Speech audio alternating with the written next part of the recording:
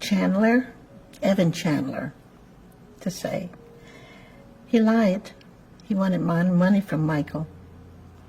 And Michael had mentioned that to me. And he said he was going to do something to him. Because he wanted money. I think he was making a movie or something like that.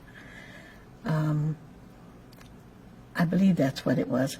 But it was a big lie. And his son, Jordan, and Michael would go to their home. He was a friend of all of them. And this man did this to him. But Jordan Chandler his son knew that it wasn't true. So he came to Michael and told him, Michael, I'm sorry, what's going on? I know it's not true. So Michael told him, why don't you go and get on in the news and tell them so people wouldn't think this terrible thing about me? But he said, I can't do that. If I did that, my father would kill me. So and when the second accusation came out on Michael, and I think it was 04 or 03, one or the other, and the trial was in 05, Jordan wanted to be a witness on Michael's side. But then a lawyer had told him that if you do that, the insurance company that paid you the money will make you all pay it all back. I didn't feel that George should have been able to pay it back because he was only a child. His father made him do it.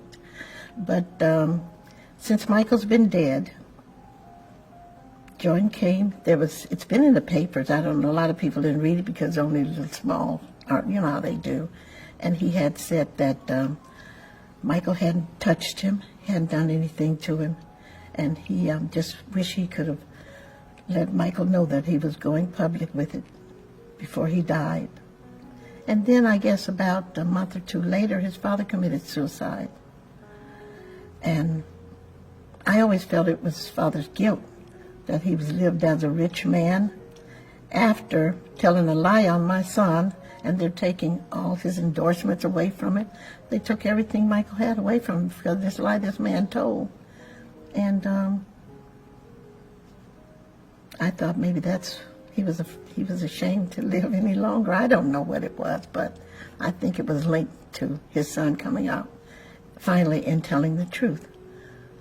But the thing about it, the news never mentioned it that much, maybe once, maybe, and if you heard it, it was probably late at night. And these people have been living with this lie this man told all the time, and I think the public should have known that it was a lie. In 1993, when you first heard this accusation that Jordan Chandler made against Michael, what was the first thought that you had? I was so outraged because I knew my son wouldn't do anything like that. And Michael was on tour, and so I called Bill Bray at the time, who was his security guard, and told him, you get back here because they're accusing Michael of something I know he didn't do. And Bill said, oh, we knew about what they were going to say already. Say, it's not true, so it's going to go away. It didn't go away, so later I called him. I said, you got to come because too much is going on. And he finally came. Did you speak to Michael? Yes, I did speak to Michael. What did you say to him? He told me the same thing, Mother, it's not true, so don't worry about it. It'll go away.